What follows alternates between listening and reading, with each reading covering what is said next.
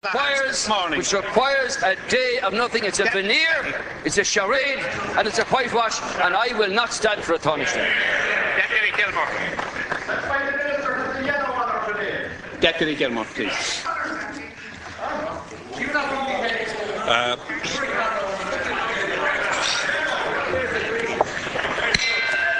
Could we have deputies? Unless they get cooperation in the House, we will be suspending business. Could we deputy Gilmore to have the floor, please?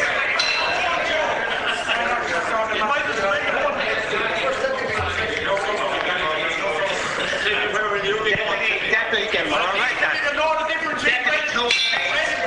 Deputy Toole, please. Deputy Gilmore. I think Kilkenny is a deeper yellow, Ceann Comhairle. The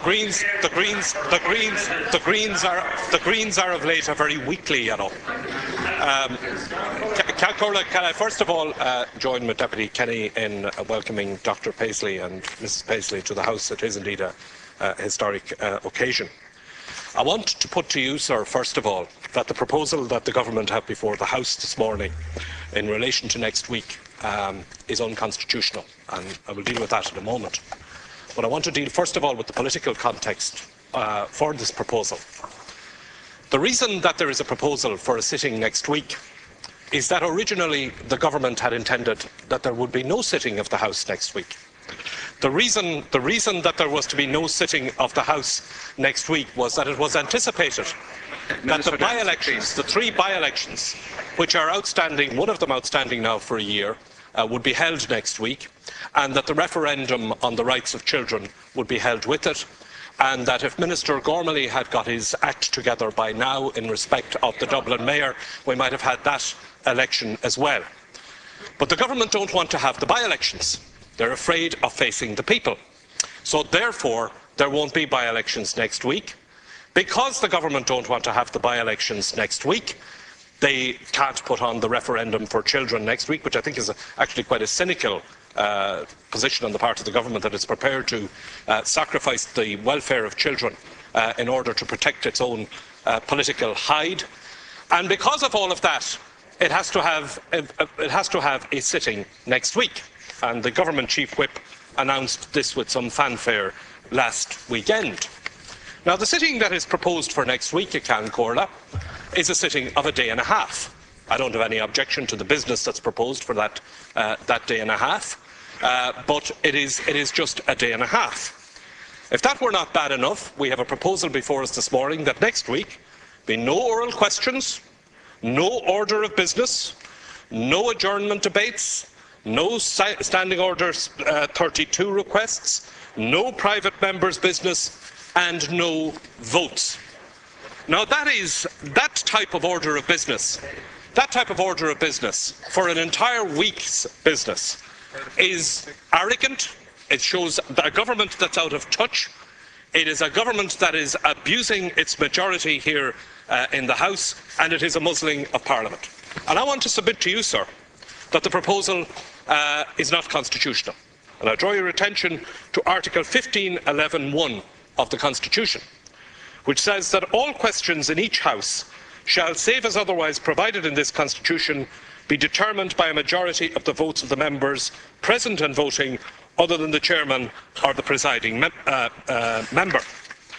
The motion that's before us states that, notwithstanding anything in standing orders, unless the Dáil shall otherwise order. Now here's the problem.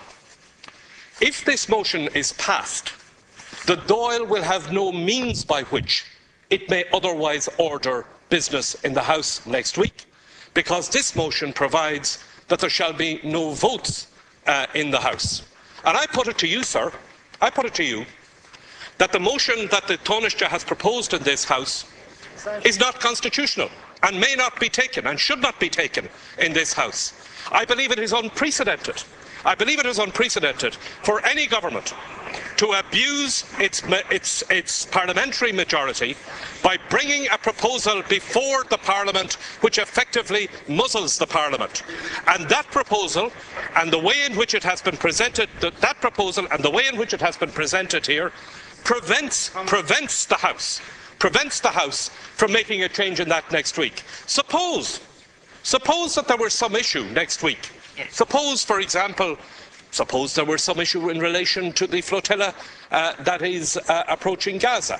Suppose there were some national emergency of some kind or other. Suppose there were some major.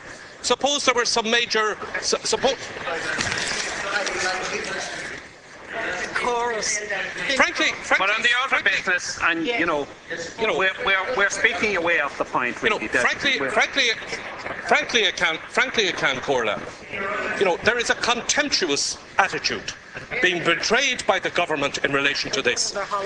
What they are doing here, let's call it for what it is. Let's call it for what it is.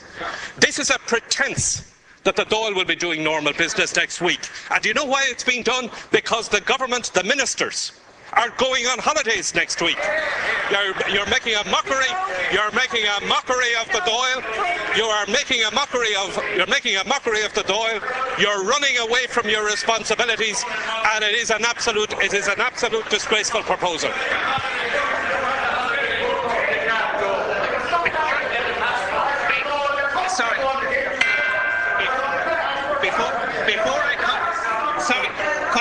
Could we have some order in the House, please? Before I call on Dr. Keevan O'Callaghan, I want to deal with a few points raised by Deputy Gilmore. Deputy, please. A number of issues which we need to deal with. Deputy, bring, please. I wish to deal with the High Court. The court, the government told them to take the Monday to Friday. Please. When they wanted to sit Tuesday, Wednesday, Thursday. I wish to deal with a number of issues. I have the government to be offered if you want to. Please.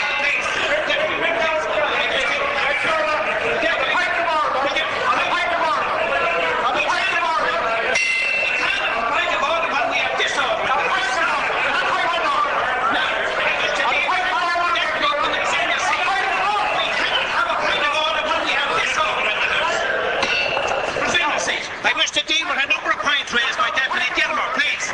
Deputy, have this order in the House, and I wish to deal with a number of points raised by Deputy Gilmore.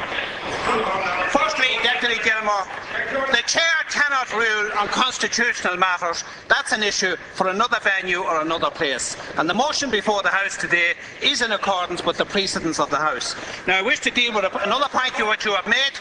I wish to deal with the point you have made. The Dáil can next week vary the order if it so decides and so wishes. And votes proposed for next week are merely postponed. And Dr. Keevan O'Callaghan.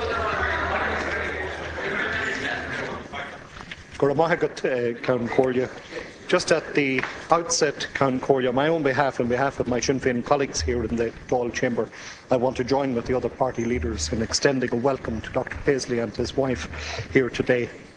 I have no doubt that in witness of the somewhat boisterous exchanges here this morning, that the thought might have crossed Dr. Paisley, why have I missed such crackdown there over the past?